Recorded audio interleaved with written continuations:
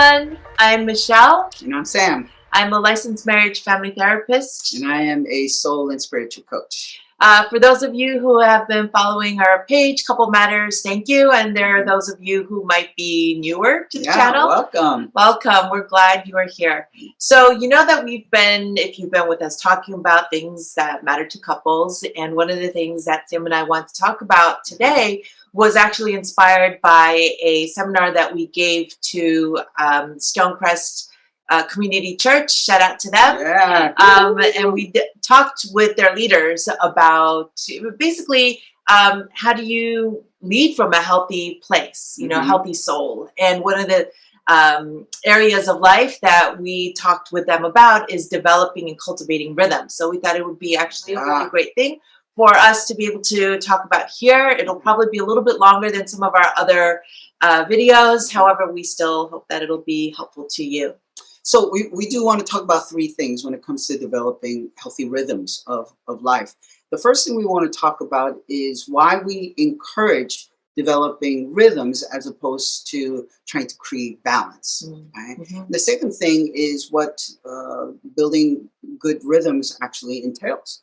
And finally, we will talk a little bit about what these rhythms look like in our own personal lives in the context of developing rhythms of rest. Yes. Okay. So when, well, probably nearly 10 years ago, 10 years ago, you know, when I was in grad school, younger mom, we were doing church ministry together. I was doing internship. Anyway, there's all this internal struggle that I had because I wanted to, well, have a work-life balance, and yet it seemed unattainable. Wow. In my mind, I was falling short. I was dropping the ball in a lot of things. And I realized, well, after literally burning out, I actually stepped down and stopped doing all the things that I thought I needed to do and took a couple months to recuperate because also physically my body was breaking down. And so it's the idea that balance, right?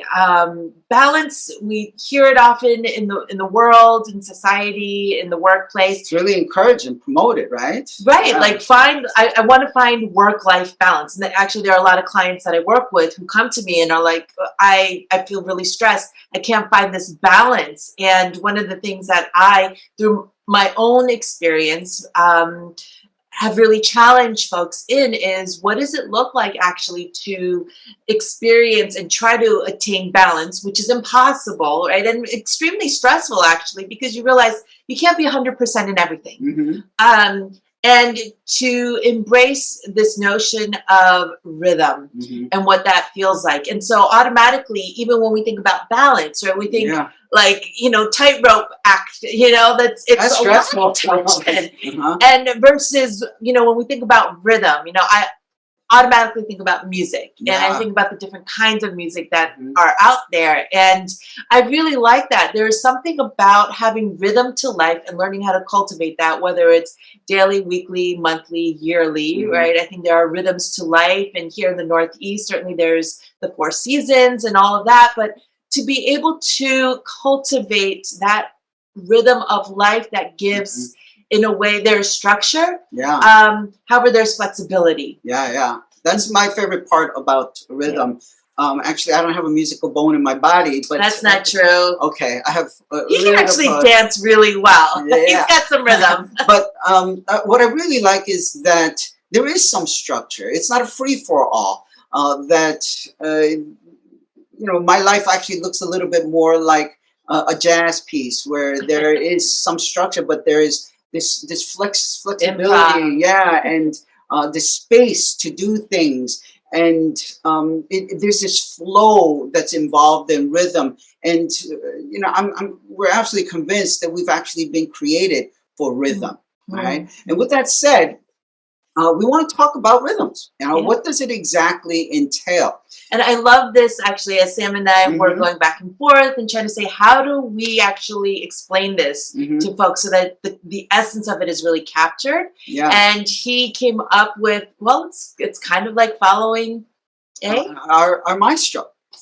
He is the one who is guiding us through life.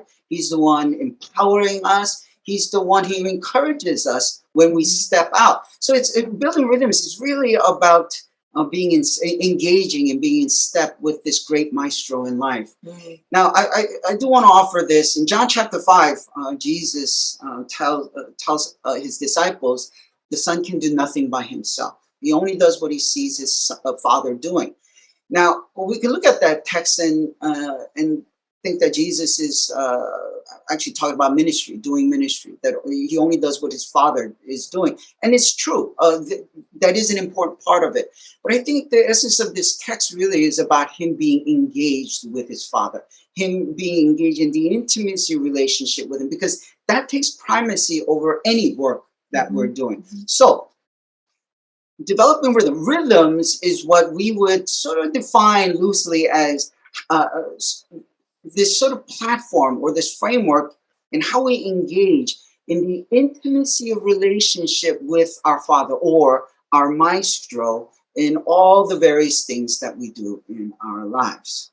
And I think that means really engage. When we talk about engaging intimacy, I think it's getting to know, spending time, getting to know them, and really just, figuring out what does that look like to actually, engage and grow in relationship with in God, our lives. Absolutely. Right? Now, whenever we talk about engaging in relationship with God, I think sometimes we tend to talk about times of devotions and times of solitude and silence, which are very important, and we need those things. In fact, those are absolutely necessary things in our lives. But when we think that those are the only things, then we start to realize in life where there's so many things that we're doing, we don't find those times. We don't have those times. And we get stressed over actually trying to find those times, and our rhythms are off. And that's not what our maestro is actually doing. He's actually, there's always this invitation to himself. And that rhythm, right, that is happening, it's a rhythm of him inviting us and us responding. And how we respond to that is really creating this rhythm that we're looking for. Yeah, I think that is key, especially in a life where, you look at the past 2.5 years and currently all that's going on in the world. I think that can really, keep us, or it seems like it can keep us from creating this rhythm. Yeah. Yeah. So again, we want to really see at the core of developing rhythms is this intimacy relationship and this invitation that he's extending to us and our response to that. Now, one thing that we do want to encourage you with is to look at these rhythms, again, not in terms of perfection, because that's impossible. Right? In the busyness of life, it looks more like us when we have forgotten about our maestro, about the rhythms that he is inviting us to. It's catching ourselves sooner and sooner, and really embracing, making that choice to embrace that invitation within all the most mundane as well as the most intense things that we do in life. That's really about re-engaging rhythms. So it's not this constant flow, but it's more of flow, misstep, flow, misstep, flow. But in the midst of doing that, you start to realize you're really engaging more and more than we realize. Well, and that just, when you said misstep, I'm like, oh, it's like learning a new dance. Oh yeah, right. A new dance to maybe a different, whatever the music's going to be, whether it's salsa, merengue, or even R&B, right? But when we learn to or hip hop, right? Can you really dance to R&B? I guess hip hop, but I think it's like, we're in that process. We're not going to know right away what that's going to look like. However, I think it's not giving up. Right? When we talk about cultivating something that is different, it's a mindset shift from trying to create balance to trying to find rhythm, and the checking in with self. What does this feel like to me? And can I give myself permission to mess up? Because it's not about perfection, but also inviting the process and being okay with that. Yeah. And so one of the things that we want to encourage you to do is actually remind you of the pause button that's available to us. Press pause and to take the time to re-engage the maestro. And when you do, you actually realize, wow, the maestro never stopped, right? We may have been distracted. We may have sort of forgotten about this invitation or the maestro himself, but he has never stopped conducting. He has never stopped inviting us and engaging us. So that pause button is absolutely important. And with that said, I think it is important to mention also about paying attention to what may be distracting or detracting us from the invitation from our maestro. Yeah, I think, some of the distractions or the detractors are certainly, just the everyday stuff.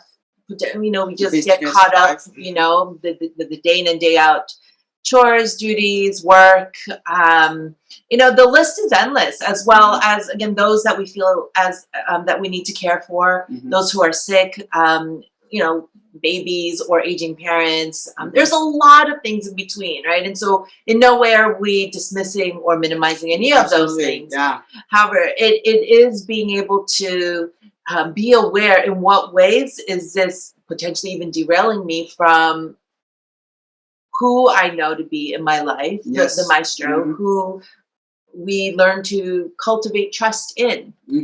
And so that is one of the biggest distractors or detractors from him, really, and who our maestro tells us that we are the lies. We wrestle with these lies, the competing voices with the voice of God himself. And a lot of that happens, the wrestling happens in the depths of our soul because of the various things that we may have experienced and spoken over us. And so life sort of looks like that when we're trying to develop rhythms. It's continuing to press pause and sort of resisting and and then surrendering these lies and surrendering them to the maestro, and then re-engaging the truth that he speaks over us, who we are, our value and our worth, and continuing on from there. So, and even that, I'll say, is a process. Again, absolutely. We have to be aware of those things. If we're not used to paying attention to our thoughts, our inner voices, the narrative, or let's say the self-talk. It's pausing. Those are the moments to pause and check in with yourself and say, if I'm feeling really stressed out right now, is it because I might actually not just be worried about something that is, again, legit to be worried about? However, is it being fueled by certain lies that says this will never get resolved, or that you're not good enough, or that there's a hopelessness around that? And when we can push pause, I think it helps us to tune into the voice that says, fuels the lies that fuel the worries, the anxieties that take away the peace that we can have. Okay, so let's talk about what engaging in a daily rhythm of rest looks like. Because, again, I think that's something that might help to really just in a very tangible way. Well, for me, I discovered a long time ago that rest doesn't involve just physical rest, right? It does involve engaging in rest for our minds, our emotions, and even in spiritual rest, and how simply going on vacation to disconnect from all of this world actually might give us some semblance of rest, but you know that we're coming right back into this world which is incredibly stressful. So there are various forms of rest that we need, and it was important for me to realize that I needed rest. I needed to engage rest in all of those areas, and not just physical rest. There's actually, it reminds me of a great resource. Some of you may be familiar, and I'll put it here so you can see it, but I think it's called restquiz.com by Dr. Saundra Dalton. And she looks at 7 different kinds of rest that we need. So, there's been a lot of buzz. The buzzword these days is self-care. How are you finding self-care? And certainly, taking the bath or the shower, or going on vacation, a retreat or whatever. Those are fine, those are great. However, it's kind of a luxury because it's something that we don't get to do every day. And honestly, self-care would be something like brushing your teeth, taking a shower, all the way to make sure you're actually caring for what you eat, how you eat, when you eat, getting the sleep that you need. That you, paying the bills, all of those things actually come under self-care. However, I think there is an aspect of when we can't find rest, literally like just the time to go away. What does that look like every day? Really? Yeah. Yeah. So I think for me, what that's looked like, because my days are so full, as a therapist, as a business owner, being your wife, which I love, and so hard.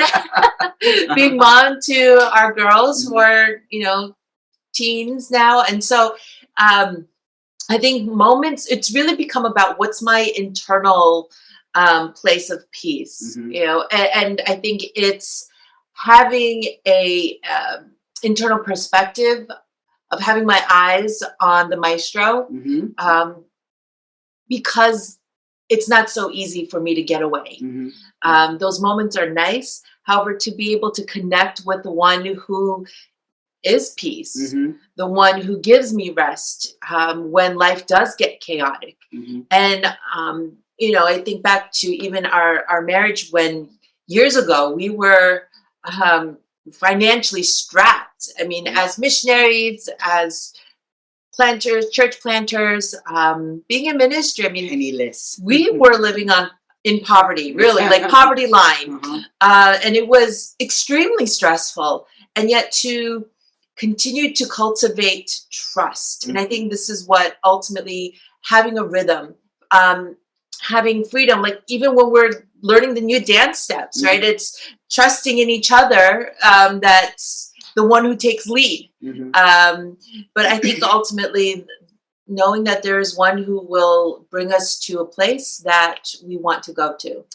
Yeah. And for me, when I just engaging in rest, actually engaging in peace, as Michelle said, and reminding myself of the one that I trust, the only one that I can actually trust, who is perfect in trust, really starts off as soon as I wake up. I literally say, "Hey, Dad."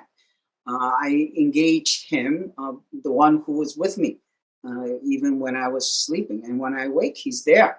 He never slumbers. But that really starts my day of continuing to engage him throughout the day with the "Hey, Dad," because he's always there and he's always looking over. The invitation's always there. So the rhythms really, for me, continues throughout the day with this "Hey, Dad," and not just in the morning, but every moment that I get, the opportunity that I have, I will engage him by saying, "Hey, Dad," recognizing he's there, acknowledging that, and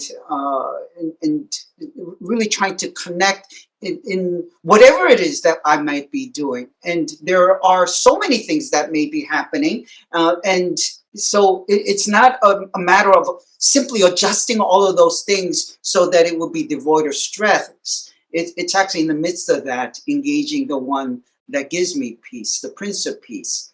In those moments. And I think instead of where balance is so much about the striving, I better make sure I don't mess up. I better make sure I do everything I set out to do. It really is releasing that control, the need for control, the need to people please, the need, whatever all those needs are. And there are needs. However, there's a difference with the striving and really looking to the one who will sustain. And I think that gives a lot of peace. Yeah, and it reminds me of how important it is to be mindful of the things that cause the unrest in our lives as well, because they really do stand in the way. And for me, it's oftentimes what actually happens in the self-talk, the competing voices in my mind, as we mentioned a moment ago, when I'm wrestling with these lies that I don't deserve rest, that I have to do all of these things, that's where I will find my identity and purpose in life. And those are all lies. And so it's no wonder we end up striving, because it's just so not just unattainable, it's unsustainable. And so it's so important for us to be mindful of what gives us unrest, and really address that. Renounce the lies. I find myself renouncing lies throughout the whole day, because I'm constantly wrestling with this, but also in the middle of that, reminding myself of the truth of who I am. So that sounds like rhythm to me. Yeah. Right? Like internal rhythm of recognizing the lies, maybe needing to disarm the power that they have over us, and then like reminding ourselves from the truth of the truth. Absolutely. And living life from that space. Yeah. And again, even as you say that, things haven't necessarily changed around us, right? Things are continuing to be as mundane as it might be, or as chaotic as it may be. And so I'm not trying to control those things. My rhythms are really about making choices in the depths of my soul, especially with the one who, again, gives me peace, and the one who gives me rest. Yeah, that's good. So a lot of this is going to take some practice, especially if we're not used to having this mindset. Yeah, lots of grace. A lot of grace. It does take a mindfulness about just being in tune with ourselves and what's happening in our self-talk, and the practice of removing ourselves from that notion of I have to create balance in my life, knowing that that's unhelpful, to figuring out this rhythm. Yeah, rhythm of engaging our maestro. A rhythm of knowing that it's okay to forget, because he's still there, and he's still conducting, and he's still inviting us to himself. Yeah. So we bless you to go on this journey of finding your rhythm, and knowing that there's flexibility around it, but that it is really life-giving. It is. And so if you have any questions about it, feel free to reach out to us at couplematters.org @gmail.com. And we'd be happy to talk with you. So take care. Thanks, everyone.